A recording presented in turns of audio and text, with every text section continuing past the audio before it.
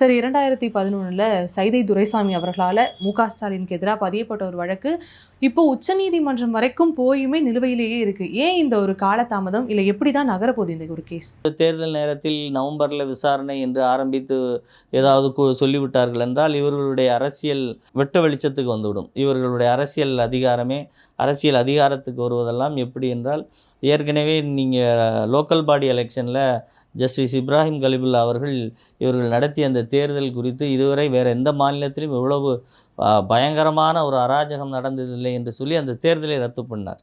அந்த அளவுக்கு தேர்தலில் மோசடிகளில், தேர்தலில் தில்லுமுள்ளு செய்வதில், தேர்தல் குற்றச்சாட்டுகளில் மிக லாபகமாக ஈடுபடுவதில் திமுகவினர் கைதேர்ந்தவர்கள்.